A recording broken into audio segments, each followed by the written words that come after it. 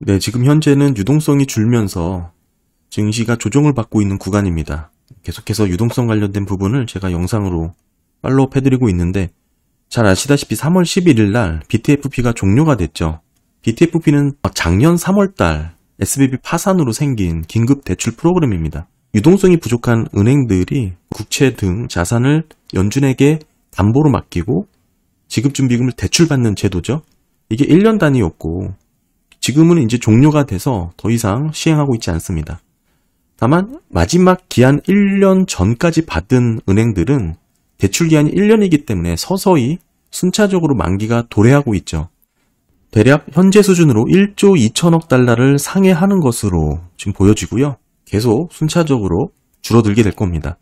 그렇다면 이 BTFP를 대신해서 유동성에 대한 우려가 생길 때 연준은 재할인 창구를 이용을 해라 라고 지금 강요하고 있죠. 최근에 연은 보고서에서 은행들과 신용조합을 포함해서 재할인 창구의 사용 실태를 보고한 데이터가 있었습니다. 이 부분 좀 설명을 드릴 거고, 결국 계속 지급준비금이 감소가 되게 되면 적정 수준인 이 3조 달러 부분에 오게 되면 유동성 우려가 다시금 언급될 수 있는 것이죠. 그런 측면에서 제가 재무부의 TGA 계좌 변화를 유심히 살펴봐야 된다, 매우 공개를 하고 있기 때문에 가장 최근 4월 23일자 재무부 계좌 보시게 되면 9,557억 달러가 집계가 됐습니다. 계속 늘어났거든요. 9,030억 달러에서 계속 늘었다가 4월 23일자는 사실 전날에 비해서 조금 줄어들긴 했지만 뭐 크게 의미 있는 그런 감소는 아니고요. 본격적으로 재정 지출이 이뤄질 만한 그런 의미로 해석될 여지는 없습니다. 결국 TGA 계좌가 계속해서 높은 수준에서 유지가 되고 있고, 결국 세금 납부 기간이 끝나고 어느 정도 재정 지출이 본격적으로 공급이 되는 그 시기가 결국에는 재급 진급인 측면에서 유동성이 재차 공급되는 시기로 볼 수가 있을 것 같습니다. 이 그래프는 매주 수요일날 업데이트가 되기 때문에 매일매일 변하는 이 데이터를 따로 확인해야 된다라고 말씀을 드렸었죠. 그러니까 여전히 계속 지급준비금은 감소하고 있는 추이가 이어질 거고, TGA 재무부 개정 잔고는 높은 수준에서 유지가 되고 있다. 특별히 달라진 변화가 지금은 나타나고 있지 않다. 이렇게 볼 수가 있죠. 결국에는 이 BTFP가 긴급대출 프로그램으로서 대출 기한이 이제 만료가 되면 점차 만기 도래를 하고 있잖아요. 궁극적으로 달라진 부분은 전혀 없습니다. 은행들, 특히 이제 신용조합 포함해가지고 장단기 금리차가 역전이 된 상황에서 작년에 비해서 1년이 더 지났습니다. 완전 장기화가 된 것이죠. 자산 부실화에 대한 우려가 상당히 높아졌어요. 사실 SBB 파산만 하더라도 이 자산이 부실화된 경우는 아니거든요. 보유한 은행의 부채단에서 문제가 생긴 겁니다.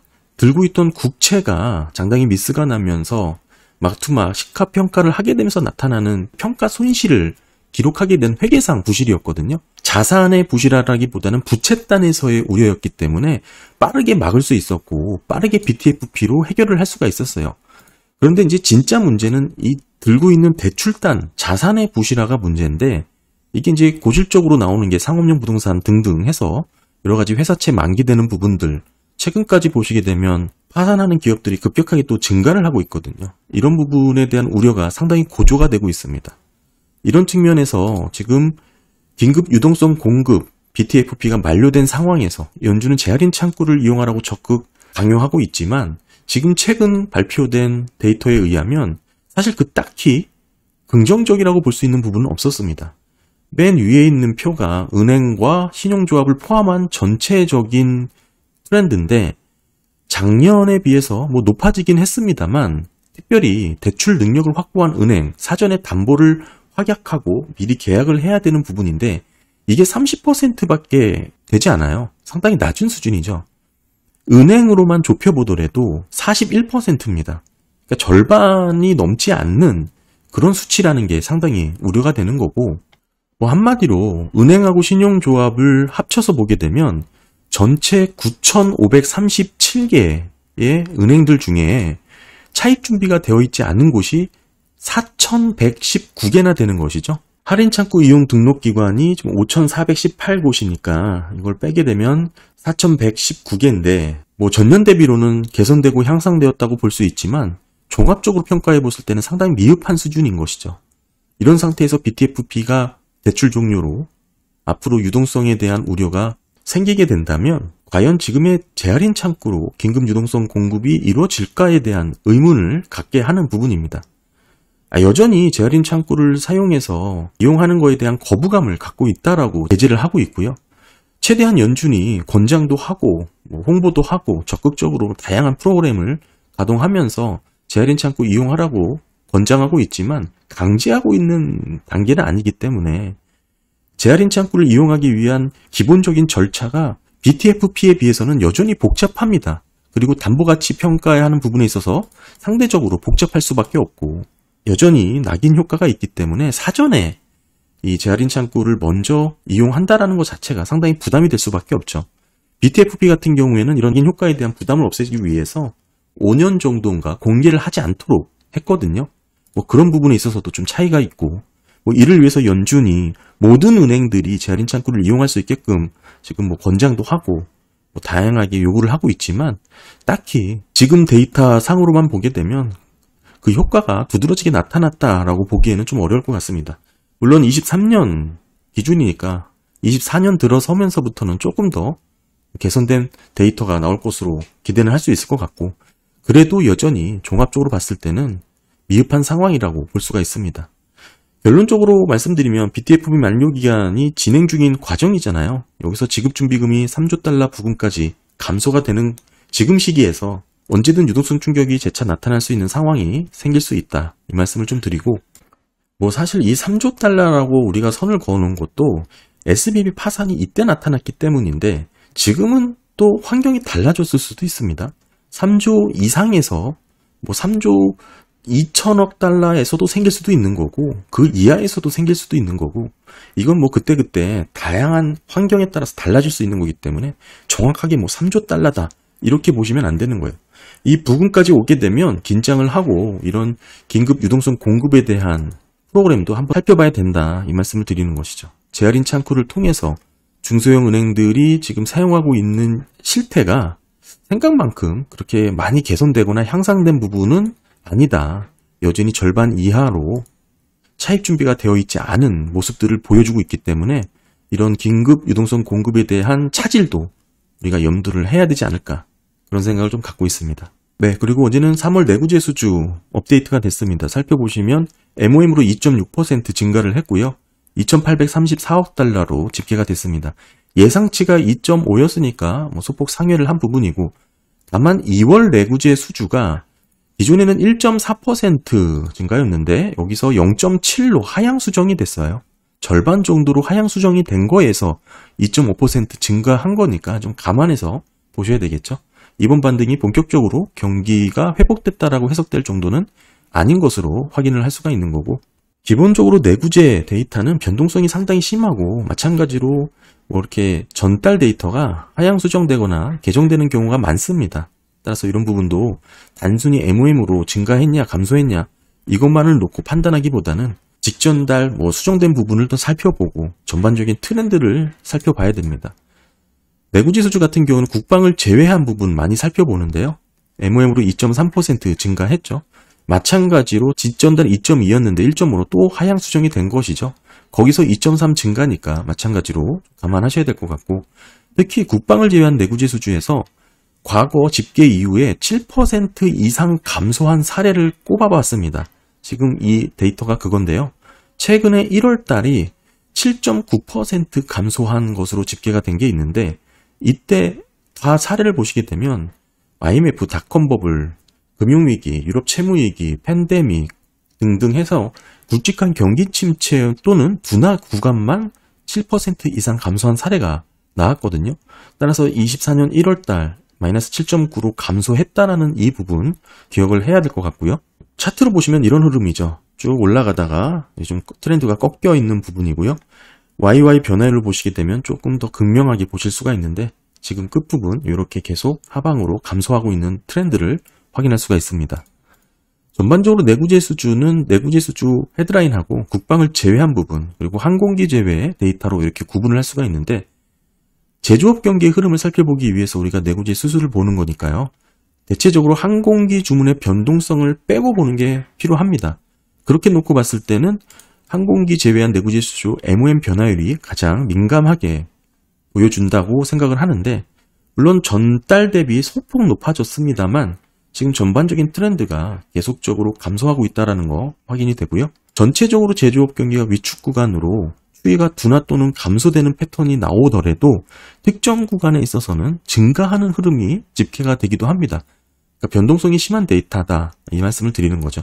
기업들이 이제 내구재 수주를 하게 되면 이 수주를 소화하기 위해서 투자도 하고 재고를 소진하기도 하고 하는 부분들이 있는데, 결국에는 경기가 확장되기 위해서는 수주 자체가 늘어나야 되는 것도 많지만 그를 충족하기 위해서 기업들의 투자 또한 함께 늘어나야 되거든요. 그래서 살펴봐야 되는 게 자본재 수주입니다. 아까 내구재 수주 같은 경우에는 전달에 비해서 증가했다고 하지만 사실 지지부진한 그런 변동성 구간으로 해석을 해야 될 것 같고, 그보다 더 굵직하게 의미 있게 살펴볼 수 있는 것은 24년 1월달 큰 폭의 감소가 나타났던 사례다, 제가 말씀을 드렸죠. 추이로 보게 되면 이런 추이니까 이런 추이 가운데서도 일부 특정 구간에서는 증가하는 흐름이 나오기도 한다, 이런 말씀을 드렸습니다. 결국엔 내구재 수주 이렇게 감소하는 패턴이 나오고 있고, 이런 상황에서 소폭 전달 대비 증가했다라는 내용이다, 이 말씀을 좀 드리는데요. 따라서 이렇게 내구재 수주가 증가했다고 해도 결국에는 기업들의 투자로 이어지지 않으면 선순환으로 넘어가지 않겠죠. 그래서 살펴보시면 일단 운송 장비 수주는 7.7%나 크게 좀 증가를 했습니다. 물론 직전 달 3.3에서 1.8로 또 하향 조정이 되긴 했지만 워낙에 변동성이 좀 있는 데이터거든요. 그래서 조금 더 지켜봐야 될 부분이 있고, 항공기를 제외한 비국방 자본재 수주, 이 결국 실질 기업들의 투자로 이어질지를 체크해 볼 수 있는 부분입니다. 토지를 빼고 생산에 투입되는 재화를 우리가 엿볼 수 있는 데이터고, 이거 보시게 되면 MOM으로 0.2 증가하는 것으로 나왔는데, 이 또한 직전 달 데이터가 원래 0.7이었거든요. 여기서 0.4로 하향 조정이 됐어요. 여기서 0.2 증가니까 가가감 해보면 사실상 전달 대비 소폭 감소한 것으로 해석이 되기도 할 여지도 있습니다. 보시면 기업 투자하고 재고의 차트인데요. 기업 투자는 경기가 좋을 때 급격하게 늘어나죠. 그리고 재고가 함께 늘면서 나중에는 쌓이게 되는 패턴이 나옵니다. 그리고 결국에는 경기가 하강하는 패턴이 늘 이렇게 반복적으로 나타나는데, 재고 사이클을 결국에는 기업들이 투자 사이클이 선행해서 보여주게 되겠죠. 지금 투자 사이클이 현저히 저조한 상황, 이렇게 상승하고 있는 패턴이 아니죠. 따라서 결국에는 재고를 확대하는 개념보다는 기존 재고를 소진하고 있는 재고 조정 과정이 진행 중이다, 이렇게 볼 수가 있고요. 실물 경기를 파악한다라는 의미는 여러 가지 지표들이 있겠지만 중요한 게 사실 제조업의 생산, 소비, 투자 살펴보는 게 의미가 있습니다. 왜냐? 첫 번째, 데이터의 정확도가 매우 높습니다. 숫자로 되기 때문에 기업들이 투자를 얼마나 할지 재고량이 측정이 바로바로 되죠. 데이터에 대한 신뢰성이 높아서 경기 분석을 하는데 이 제조업 데이터가 많이 쓰입니다. 여기에 또 재고 순환과 설비 투자 순환이 함께 맞물린다면 경기 흐름을 파악하는데 매우 유용한 데이터가 됩니다. 가끔 제조업과 서비스업에 대해서 헷갈리셔 하시는 분들이 있지만 미국이 서비스 중심의 경제라는 것이죠. GDP 70%가 소비에 집중되어 있는데 그렇다 보니까 서비스가 더 중요하다, 이렇게 얘기도 합니다만 사실 그거는 반은 맞고 반은 틀린 얘기죠. 서비스는 소비에 의해서 급변하는 특징이 있어요. 오늘 직장이 있으면 나가서 외식도 하고 필수 소비재는 또 구매를 해야 되는 이런 상황이 있지만 내구재 소비는 조금 다르죠. 또 비싼 가격도 부담이 되지만 상대적으로 경기에 민감하기 때문에 여러 가지 주저하게 되는 면도 있습니다. 따라서 우리가 조금 더 민감도를 갖고 경기를 확대해서 들여다보기 위해서는 소매 판매도 좋지만 조금 더 비싼 제품으로 구성이 된 내구재 소비의 트렌드를 살펴보는 게 중요합니다. 더불어서 미국의 경제 구조는 예전부터 서비스 중심이었어요.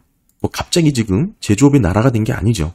따라서 제조업 중심의 이런 트렌드가 늘 반복적으로 나왔고, 이렇다면 과거에 제조업이 붕괴되면서 소매 판매와 내구재 수주가 망가졌죠.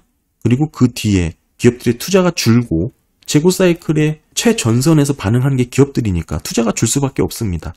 이런 패턴이 나오면 결국 나중에 직원들을 자르고 해고가 증가하고 경기가 부러지게 되는 그런 패턴이 늘 반복적으로 나왔던 것이죠.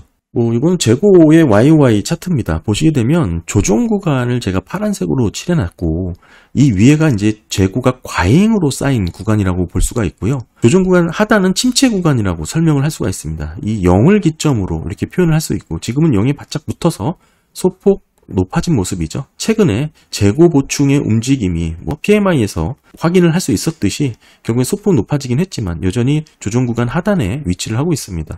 과잉 투자가 있고 재고가 늘면 재고 조정으로 들어오고 경기 하방 사이클로 들어가는 이런 순환이 매번 반복이 됐던 것이고 이는 생산량 전망을 기업들이 정확하게 할 수가 없기 때문이죠. 그럼 재고가 쌓이게 되고 생산 활동이 위축되고 경기가 악화되는 흐름이 매번 똑같이 나타났습니다. 그런데 이런 재고 조정 과정에서 지금처럼 고금리 통화정책의 부담이 맞물리는 상황이 겹치게 된다면 과거 경기 침체 영역으로 빠져들었다. 이 얘기를 좀 드리고 싶고요. 사실 이런 부분은 인간의 본성에 가까운 쏠림입니다. 사이클이 다 대부분 그렇죠. 경기가 호황이면 경쟁사가 캐파를 늘리고 매출을 올리고 생산량을 끌어올리기 때문에 이걸 앉아서 그냥 옆에서 지켜볼 만한 기업들이 없습니다. 다 같이 투자하고 다 같이 생산량 늘리고 그렇게 해피한 시간을 보내다 보면 다시 재고가 쌓이게 되고 이게 반복이 될 수밖에 없어요. 여전히 지금 나오고 있는 경제 지표들 데이터 대부분은 경기가 확장 국면에 들어서 있는 모습을 보여주고 있지는 않습니다. 그보다는 오히려 조정 구간을 끝나고 침체 구간으로 빠질 수 있는 여력이 통화정책의 고금리 부담과 맞물려 있기 때문에 더 가능성이 높다. 이렇게 봐야 되겠죠. 다만 누차 강조를 드리지만 경기 침체의 그 시기를 누구도 재단을 할 수가 없고 현재 나온 경제지표 상으로는 언제 무슨 트리거로 경제의 침체가 촉발될지는 알 수가 없습니다. 따라서 다양한 과거 패턴과 유사한 시점이 현재도 나타나고 있다, 조짐이 나타나고 있다 정도로만 확인을 하셔야 되고요.